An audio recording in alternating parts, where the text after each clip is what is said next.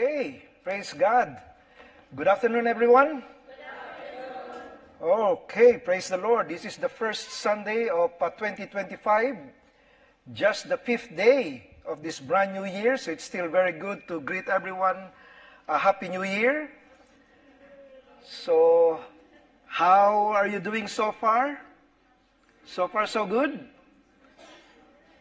You know, in different countries, they have different traditions to make sure that better things will come in the new year. Like in Brazil, you are to jump over 7 waves while surfing, and that's supposed to bring in good luck. In Greece, you are to hang onions outside your door to invite good luck, and including the smell, of course, of good luck. In Puerto Rico, you are to throw a bucket of water out your window. And then in Ireland, you are to put mistletoe under your pillow. And here in Canada, the tradition is that you are to go ice fishing so that you will invite good luck. And in the United States, you are to watch the ball drop in New York City's Times Square. And so many people gathers there at New York City Times Square. And of course, in the Philippines, you are supposed to wear clothing with polka dots so that you will invite good luck. You know, I remember growing up, my parents' tradition is that when the clock strikes 12 midnight, we are to open all our windows and doors so that good luck will come in. But looking back, I think there were more mosquitoes that came in than good luck. Also, when the clock strikes 12, my dad would throw coins on the floor to make sure that there will be ample provision throughout the year. So this one I enjoy as we scramble to pick up those coins. But the tradition I really look forward to growing up is when my mom will display on our dining table 12 types of fruits that are all rounded in shape for the New Year's Eve dinner. And so those are some of the traditions that we have. Of course, on a personal level, those who lack in height, they're supposed to be jumping during the early seconds of this new year. And then there's the never-ending New Year's resolution. Now, when you think about it, all New Year's resolution, they fall under 3 categories. Number 1, things to make us look better and live longer. Number 2 category is things to help us have more. And then number 3, things to help us get along with people better. And so it's interesting to know what people are making resolutions about as the new year begins. So here's the 5 most popular resolutions made most every year. Number 5 is to take up a new hobby. Number 4 is to make more money. Number 3, and this is most popular resolution, was to improve relationships.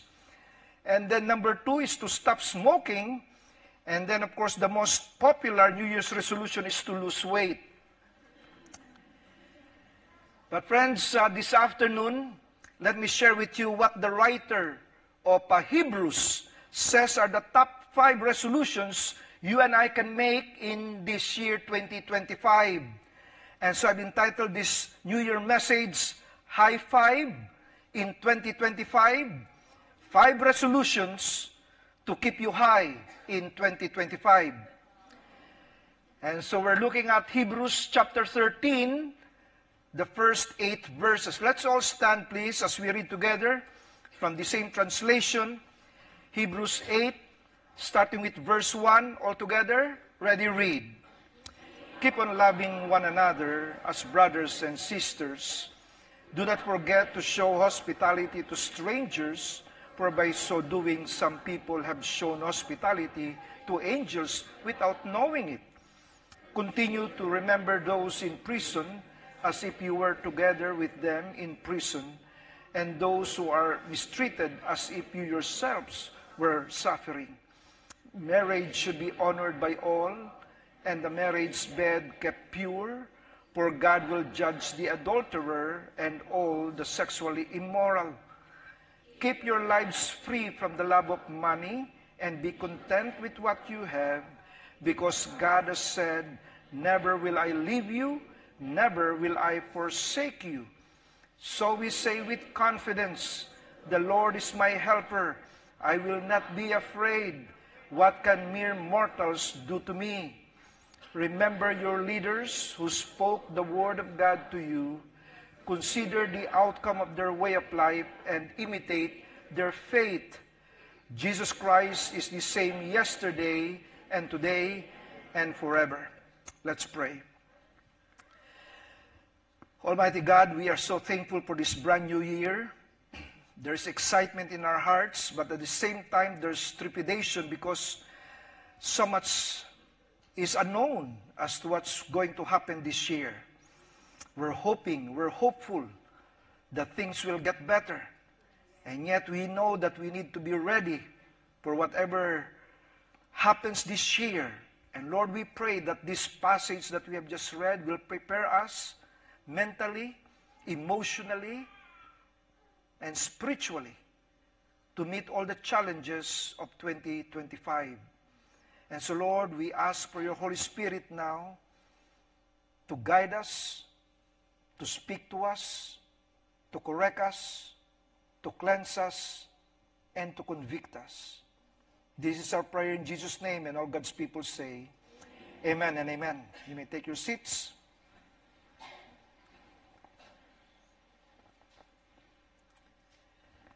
As we all know, this month we call January is named after the Roman god Janus. This Roman god is depicted as a man with two faces, one face back to the past and the other looking forward to the future. And so what's interesting about this month is that we have this month where we can evaluate the past year and then we can set goals for the new year. So if I may ask you, have you done that? Have you evaluated 2024? How was your life last year? And how would you like your life to be in 2025? Have you taken the time to evaluate the past year and set goals for this new year? And you know, this will help us set our priorities right. This will help us set our goals right so we can spend the days, weeks, and months of this brand new year right. So this afternoon, I'd like for us to look into what the writer of Hebrews is saying to be worthwhile resolutions that will help us spiritually high in 2025. I'm sure everyone listening to me right now is hoping that this year will be better than last year. In terms of the economic atmosphere, many people are giving bright forecasts this year, especially with Trump back in the White House. We certainly hope so.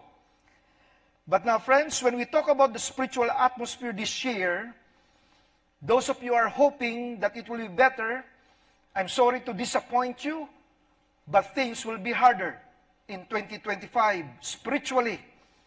We're in the last days, my friend, and as we get closer and closer to the second coming of the Lord Jesus Christ, things will go from bad to worse before it gets better. As the Apostle Paul said, the days are evil. And so if somehow you're expecting that things will be easier this year in terms of your spiritual life, listen to the words of the Apostle Paul, his last letter before he died, making a forecast as to what it will be like in the days before Jesus Christ comes back. In the Living Bible, here's what it says. You may as well know this too, Timothy, that in the last days, it's going to be very difficult to be a Christian. For people will love only themselves and their money. They will be proud and boastful, sneering at God, disobedient to their parents, ungrateful to them, and thoroughly bad. They will be hard-headed and never give in to others. They will be constant liars and troublemakers. And they will think nothing of immorality. They will be rough and cruel and sneer at those who try to be good. They will betray their friends. They will be hot-headed, puffed up with pride, and prefer good times to worshiping God. They will go to church, yes. Now, that's the most dangerous statement there. Because what he just described, it's easy to assume that these are people outside the church. That's easy to believe. But the people he just described are people inside the church. They will go to church, yes, but they won't really believe anything they hear. They hear a sermon, it passes through this ear, and then it goes to the other ear. And Paul said, don't be taken in by people like that. It's easy to claim that somebody is born again. But friends, we need to see the difference in the lives of those people who claim to be Christians.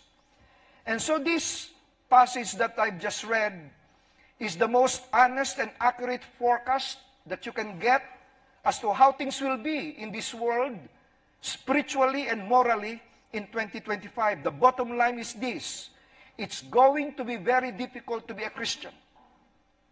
Prepare yourself. And that's why if you don't set goals now, you will find yourselves compromising with the world's moral corruption and sexual deviation. Where a man can be a woman and a woman can be a man. How then should we live in times like this? What goals should we set that will help us remain strong and faithful in our Christian walk this year? So I'd like to think of these goals in terms of New Year's resolutions. What are the things we need to pursue in 2025? The writer of Hebrews provides us with at least 5 things to pursue that are essential if we want to live an effective Christian life. 5 resolutions if you want to stay spiritually high in 2025. And that's why we have entitled this sermon, High Five in 2025. 5 resolutions if you want to stay high in 2025. Okay, let's start with resolution number 1. This is found in verses 1 to 3. Let me read these 3 verses again for you. Keep on loving one another as brothers and sisters. Do not forget to show hospitality to strangers, for by so doing, some people have shown hospitality to angels without knowing it. And then verse 3, it says, continue to remember those in prison as if you were together with them in prison, and those who are mistreated as if you yourselves were suffering. Here's the New Year's resolution number 1. I will concern myself with loving people. Come on, let's read that together again. Ready? Read. I will concern myself with loving people. If I ask you this afternoon, is there somebody you need to get along with this year that you did not get along with last year? Is there a relationship that you need to mend so that you can start this new year with a clean slate? Is there somebody you need to forgive? Has somebody done you wrong? Or are you still eaten up by bitterness because of what this person did? It can be your office mate, your classmate, your neighbor, relatives, back home. You know, friends, the most touching story I've heard so far about forgiveness is what happened to a Vietnamese girl named Kim.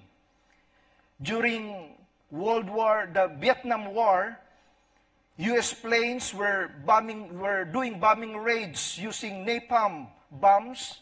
These napalm bombs are chemical bombs, and they are supposed to incinerate wherever they land. But unfortunately, in this situation, they landed on the civilians.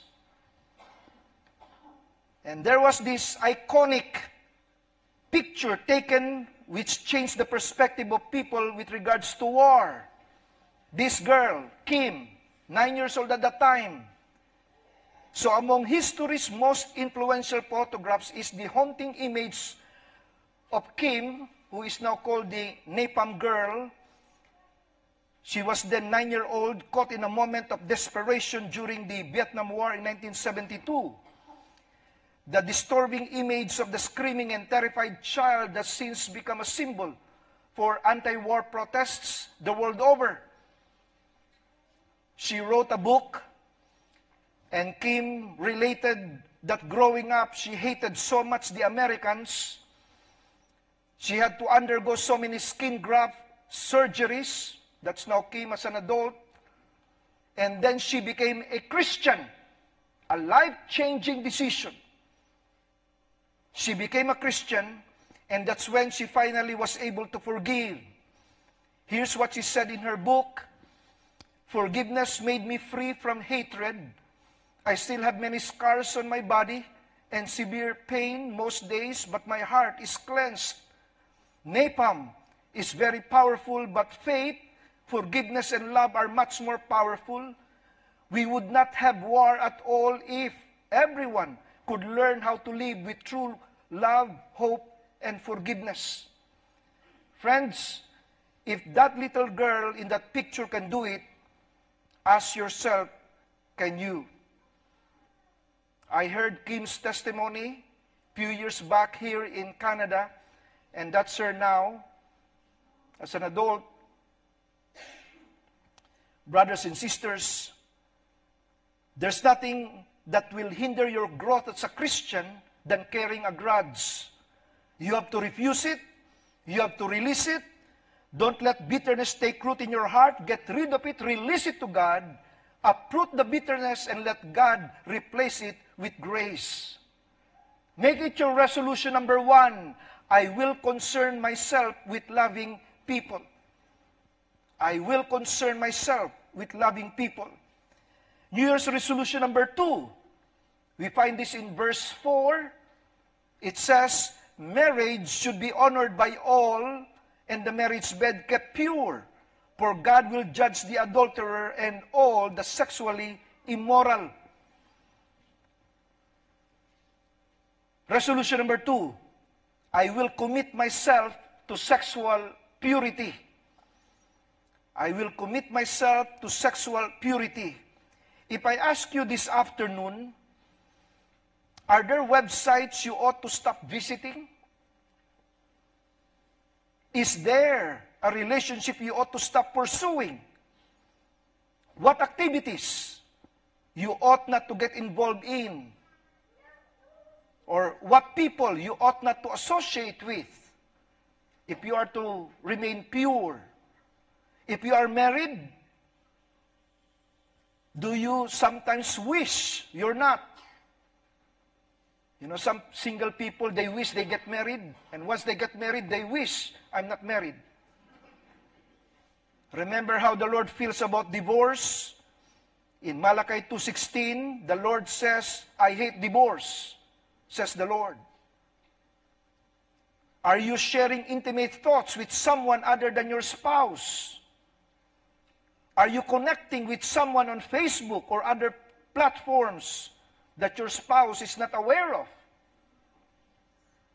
Are you involved in activities that sexually arouses you with someone you are not married to? Now, if you're single, here's what the Apostle Paul said about your situation. If you're struggling, controlling your sexual passion, I'm reading 1 Corinthians 7:36 from the Voice translation. Here's what it says. But I have this advice for every single man or woman. If anyone thinks he is behaving badly towards his fiancé, if his desires prove to be too much for him, that means you are now involved in some sexual immorality, fornication. And if he feels they ought to marry, then he should do what he wants. It is not wrong to marry her. It is better that we let men and women in this situation do as they wish and get married. It's better to get married than to fall into sin because of uncontrolled lust. And so, resolution number 2, I will commit myself to sexual purity. Resolution number 3, found in verses 5 and 6. Verse 5 says, keep your lives free from the love of money and be content with what you have, because God has said, never will I leave you, never will I forsake you. Verse 6, so we say with confidence, the Lord is my helper, I will not be afraid. What can mere mortals do to me? New Year's resolution number 3, I will content myself with what I have. I will content myself with what I have. Let me park here, spend a few more minutes on this third resolution. You know, discontent is a disease, and it takes away our joy, it takes away our peace. So what is contentment? Friends, contentment is not getting what you want, but it is wanting what you already have. Did you get that? Contentment is not getting what you want, it is wanting what you already have. You see, contentment will make a poor man rich, but discontentment makes a rich man poor. And that's why my bank says, you're richer than you think. Somebody said these words, there is that unfortunate disposition in us to attend much more to the things that we still don't have than to be thankful for what we already have. Be thankful that you have a husband. Be thankful that you have a wife. Be thankful that you have a house. Be thankful that you have a job. Be thankful for your health. Be thankful for your car. You see, no matter how much you have, if you're discontented, you're really poor. You know, sometimes we want things we don't really need, and sometimes we need things we don't really need. We all get mixed up. Now, sometimes we think we want something, that we need something, we really don't. Friends, we get our luxuries and our necessities confused when our greed becomes our need. We get our luxuries and our necessities confused when our greed becomes our need. Do you really need all those pairs of shoes? Do you really need all those clothes in your wardrobe? Do you really need all those items in your home? It's so filled up, it's so messy, it's so cluttered. Make it your goal this year to clear up your house of things that you don't really need. Listen to what the Apostle Paul says here in 1 Timothy 6:6. He said, but godliness with contentment is great gain. Godliness with contentment is great gain. Friends, let me tell you something. You are rich today if you know the Lord and if you're content. I am telling you, that is great gain. If you know the Lord Jesus Christ and you have contentment, that is great gain. And then the Apostle Paul explains it this way in verses 7 and 8. He said, for we brought nothing into the world and we can take nothing out of it. But if we have food and clothing, we will be content with that.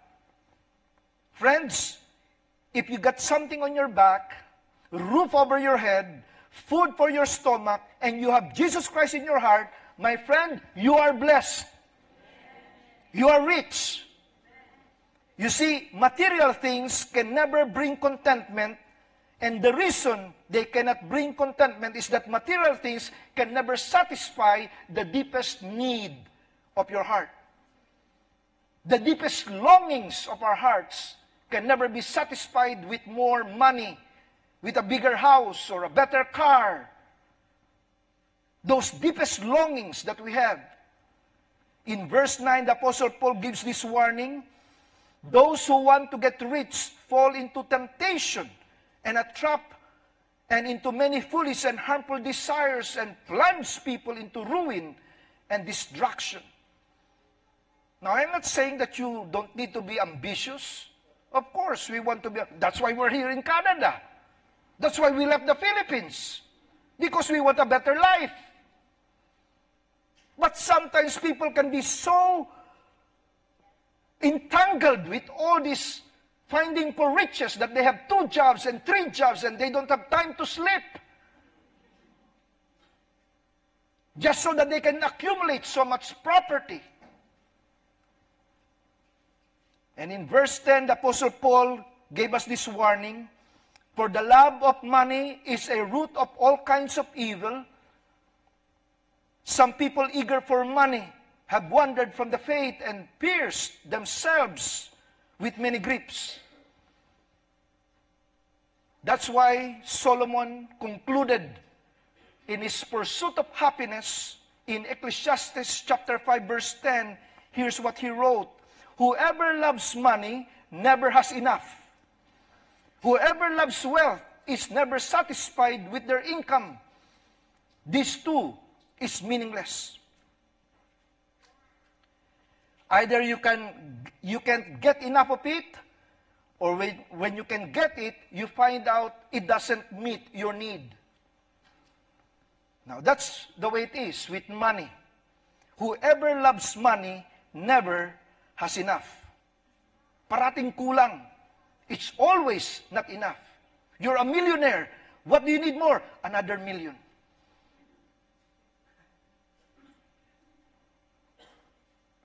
When you get it all, it doesn't satisfy.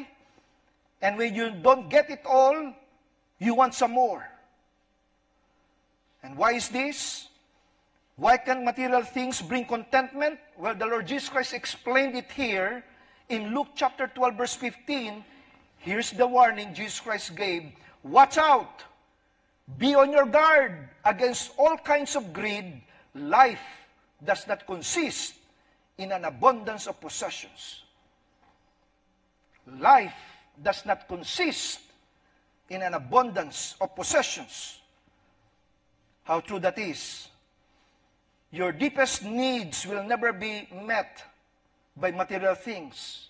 Again, friends, nothing wrong with material things. If you want a new car, why not? You work for it, why not? Enjoy the fruits of your labor. If you want a bigger house, why not? But if you focus your life on these material things and that's all you want, then friends, at the end of the day, you'll find yourself more hungry, more thirsty, and that vacuum in your heart can never be filled by these material things. Your deepest needs will never be met by material things. And that's why it says there, be content with what you have. Do you know the word content here in the original literally means self-contained? Self-contained. There was this island I shared with you before in the Mediterranean. It's Cyprus today. They called it the Macarius Island. The Happy Isle, they call it. Why is it called the Happy Isle? Because the island is self-contained. You don't have to go out of the island to get supplies. You have everything you need in that island. It is self-contained. You can be content living in that island. And brothers and sisters, once you have the Lord Jesus Christ, you don't need happenings to make you happy. Happenings on the outside to make you happy on the inside. Because the joy starts from the inside, no matter what's happening on the outside. This word content is used in Philippians chapter 4. And here the Apostle Paul in verse 11 says, I'm not saying this because I am in need, For I have learned to be content whatever the circumstances. I have learned to be content whatever the circumstances. Now, when Paul wrote this, he was not on top of a cruise ship sunbathing. He was in prison, chained to a Roman guard, not knowing whether he will live or die. But he continued in verse 12, and here's what he said. I know what it is to be in need, and I know what it is to have plenty. I have learned the secret of being content in any and every situation, whether well-fed or hungry, whether living in plenty or in want. And then he said, Philippians 4:13. Here's the verse that is usually taken out of its context. It says, I can do all things through Christ who strengthens me. You know what that verse is saying? What that verse is saying is that the secret of contentment is found not in the absence of crisis, but in the presence of Christ. It is found not in the absence of crisis, but in the presence of Christ. Now, if you would face this brand new year without fear, your source of satisfaction, your source of sufficiency, your source of security should be on your Savior, the Lord Jesus Christ. Brothers and sisters, I don't know what we're going to face this year, but there's one thing I know. And what I know is this: He will never leave me. I know He will never forsake me. That's the promise we all can claim for 2025. In Him we have all, and He will never leave us nor forsake us. This could be the most encouraging verse in all of the Bible. And so we may boldly say in verse 6, let's all read this together, as loud as you can. Ready? Read. So we may, with confidence, the Lord is my helper.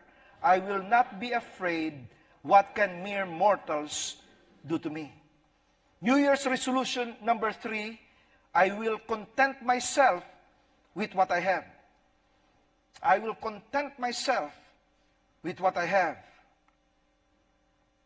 You know, it's our goal now, Jude and I, since we are now empty nests, to clear our house of all this garbage, of not really garbage, but so much accumulation of things, because people are giving us so many things.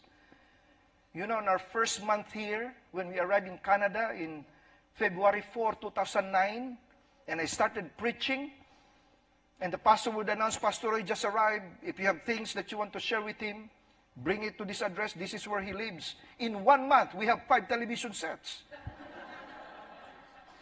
I mean, people, they just bring so much stuff. And we're still excited at that time. Imagine 5 television sets. In my bathroom, I have a television set.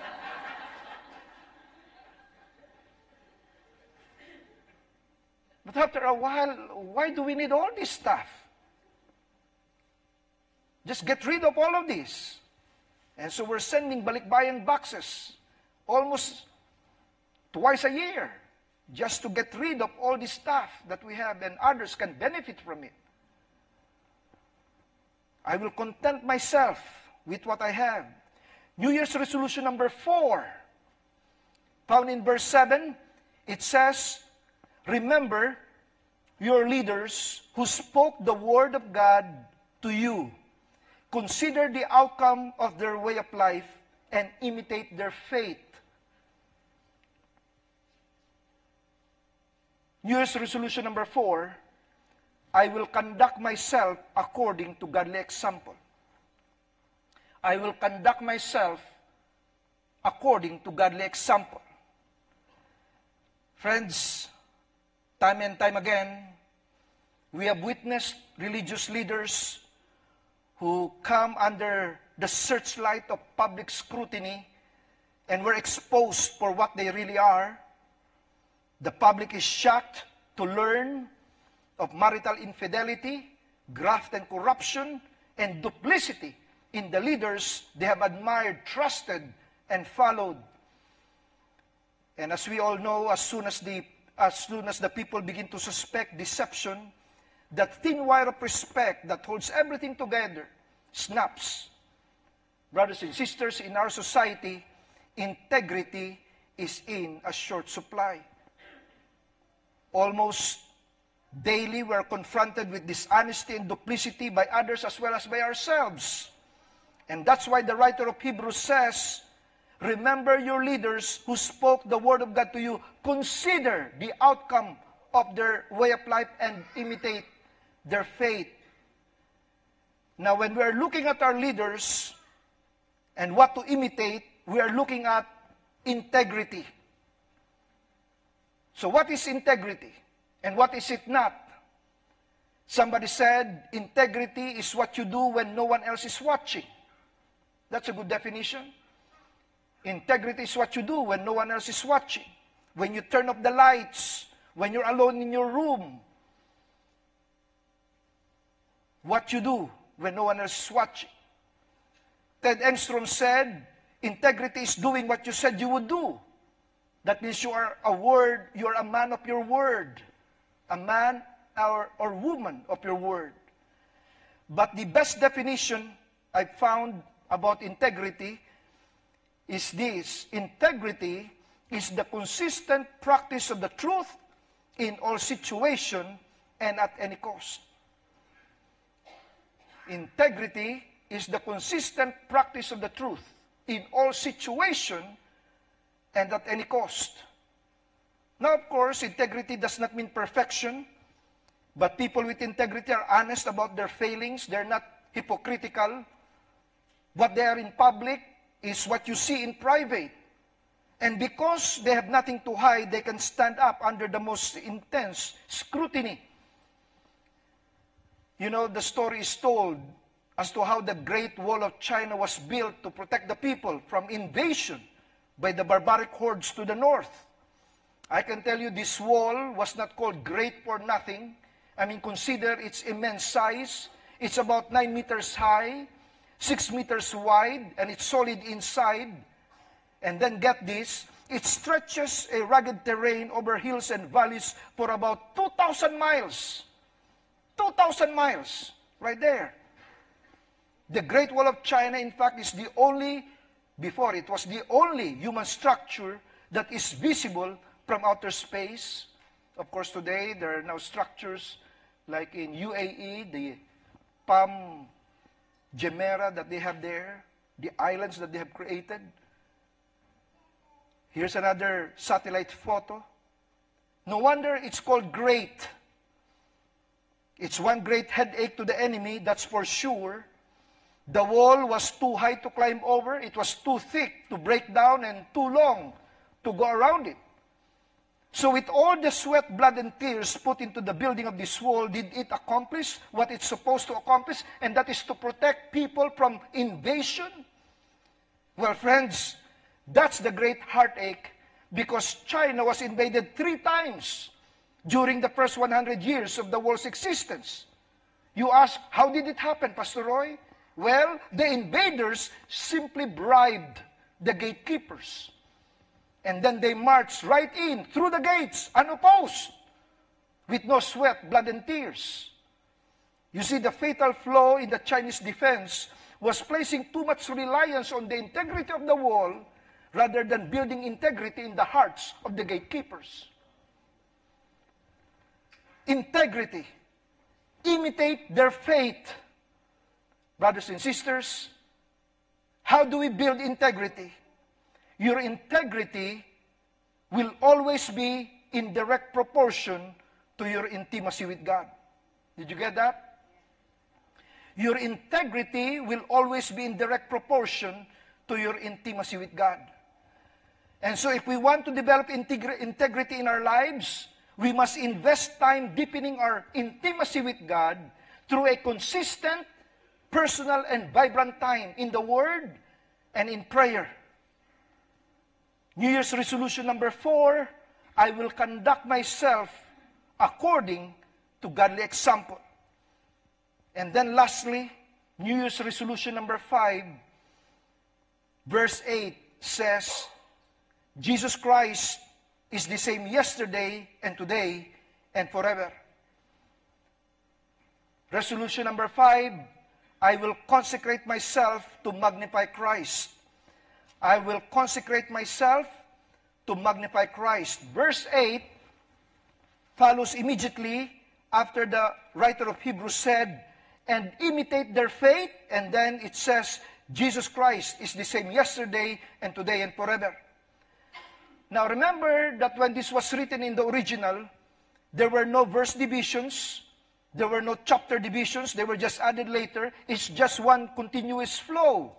And so the readers were exhorted to consider the outcome of their leaders' way of life, especially when they were under persecution at the time. You see, the background to this letter to the Hebrews, it says there in chapter 10, verse 34, you sympathize with those in prison and joyfully accepted the confiscation of your property because you knew that you yourselves had better and lasting possessions. And because of the ongoing persecution, you know what happened? Some of the leaders' faith faltered. It's not worth imitating. Yes, those leaders may have fallen. Those leaders may have disappointed their followers. But remember, friends, here's what the writer says. Jesus Christ is the same yesterday, today, and forever. And so as the writer already said in chapter 12, verse 2, we are to fix our eyes on Jesus, not on our leaders, because Jesus is the pioneer and perfecter of faith. Religious leaders, pastors, elders, and Bible study leaders, they may fail us. They may change depending on the prevailing conditions. But friends, fix your eyes on Jesus, who is the same yesterday, today, and forever. And so New Year's resolution number 5, I will consecrate myself to magnify Christ. How do we do that? How do we magnify Christ? When the Apostle Paul was in prison, not sure whether he will live or die, he made a declaration. In Philippians chapter 1, verse 20, here's what he said, I eagerly expect and hope that I will in no way be ashamed, but will have sufficient courage, so that now as always Christ will be exalted in my body, whether by life or by death. You know, for the Apostle Paul, that's all he wanted, that Christ will be exalted, whether he dies or he lives. In another translation, it says that Christ might be magnified. And so, he doesn't really care if he will live or die, as long as he will magnify Christ in the process. And that's what makes the Apostle Paul tick. Throughout this letter to the Philippians, the idea of rejoicing occurs 20 times. 20 times. And remember, he was in prison. He was chained. He was being criticized. But brothers and sisters, he remained joyful even though in chains as long as the gospel is extended. He remained joyful in spite of critics as long as Christ is preached. And he remained joyful regardless of the life and death crisis as long as Christ is magnified. Brothers and sisters, nothing will rob us of our joy this year, 2025, as long as we make Christ the central focus of our lives, so that whether by life or by death, we are to magnify the Lord. There was a church in New Jersey. A young man was baptized and later married to a dedicated Christian girl.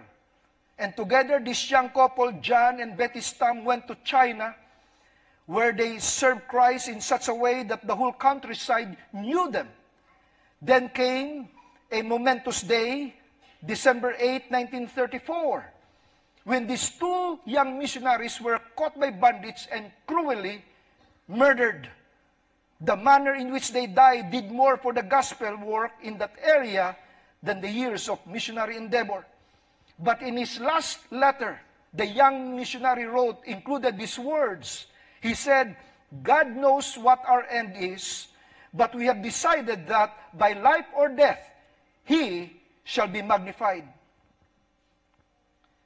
You know, on a physical level, there are at least two ways you can magnify something. You can magnify something either by using a microscope or using a telescope. Now, with a microscope, what it does is that it takes something little and then makes it large. With a telescope, it takes something far off and then brings it near. And you know, that's exactly what we are to do with the Lord Jesus Christ. Now, Jesus Christ is not little, I don't mean that, but to this world, He is little. He is nothing. But you know what a Christian does? He takes Jesus, that this world considers little, and make Him large. Also, Jesus is not far away, but to this old, sinful world, they think that Jesus Christ is far off. But Christians who magnify Jesus, they will bring Him near. Friends, this is what should give us our greatest joy. This should be the main focus of our lives. Consider the life philosophy of the Apostle Paul, summed up in one sentence. His life philosophy, Philippians 1:21. Let's read this together. Ready, read. For to me, to live is Christ, and to die is gain. That is his life philosophy. For to me, to live is Christ, and to die is gain. You know, the truth of this verse becomes evident when we read these altered versions. For some people, for to me, to live is money, and to die is to leave it all behind. For others, for to me is to live is fame, and to die is to be forgotten. For others, for to me to live is power, and to die is to lose it all. And still for others, for to me to live is possessions, and to die is to take none of them with me. Brothers and sisters, the question you and I need to wrestle with as we start this brand new year is, what are you living for? What are you living for? You know, the answer to that question will directly influence the way you respond to what 2025 will bring with its opportunities and difficulties. Some time ago, a leading newspaper in the United States reported a suicide on the first day of a new year. The victim was an 18-year-old girl. Before she took her life, she left a note. And in her note, she said, I made an agreement with God that unless life was worth living, I would quit living. I made an agreement with God that unless life was worth living, I would quit living. Here was a young lady who decided that she wanted life worth living, but on her own terms. And because she looked at life on her own terms, she found it utterly dissatisfying and ultimately destroying. Brothers and sisters, such is the predicament of a man or a woman without God. A life without Christ is a life without purpose. Friends, we need to have God's perspective on life to find it worth living. Brothers and sisters, if our goal in life is to magnify Christ, every circumstance will be of advantage to us. Whatever happens in 2025, whether you're in chain, whether you're criticized, whether you're in a crisis, it's an advantage because it's an opportunity to magnify the Lord Jesus Christ. You've got nothing to lose and everything to gain. And so again, friends, the question you need to wrestle with is, what are you living for? If you make it your resolution to magnify Jesus Christ, then whatever happens in 2025, you will remain spiritually high. And so friends, my challenge this afternoon, why not give Jesus today high five in 2025? Why not give Jesus today high five? 5 resolutions. Give it to Him to keep you high in 2025. Number 1, I will concern myself with loving people. Number 2, I will commit myself to sexual purity. Number 3, I will content myself with what I have. Number 4, I will conduct myself according to godly example. And number 5, I will consecrate myself to magnify the Lord Jesus Christ. Let me ask the worship team to join me here. If you want to give Jesus high five this afternoon. Sometime throughout this song that we'll be singing, just come to the front, and we're going to commit these resolutions to God. We're going to bind it, anoint it, commit it to the Lord.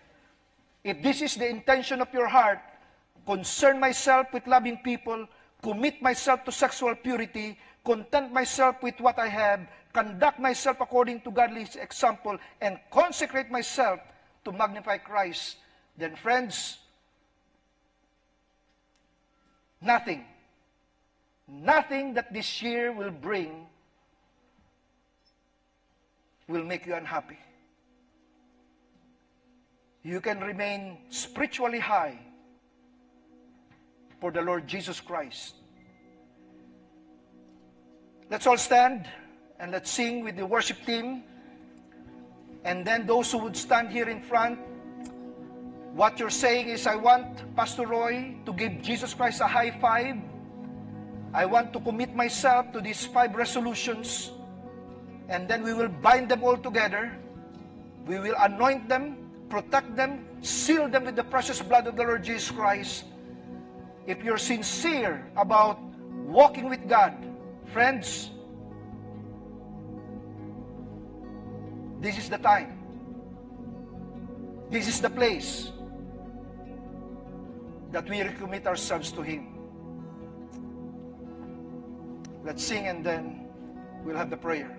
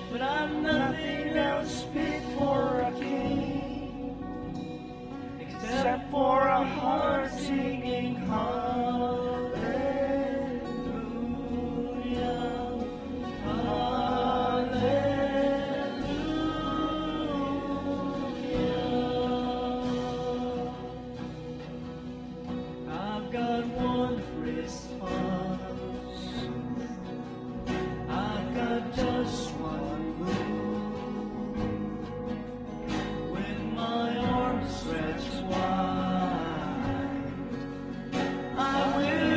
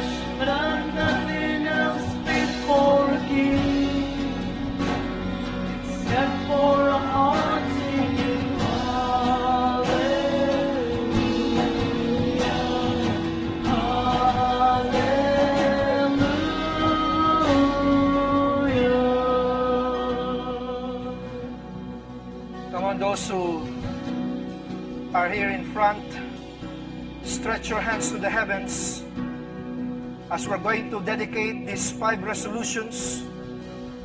We're giving Jesus Christ a high five in 2025.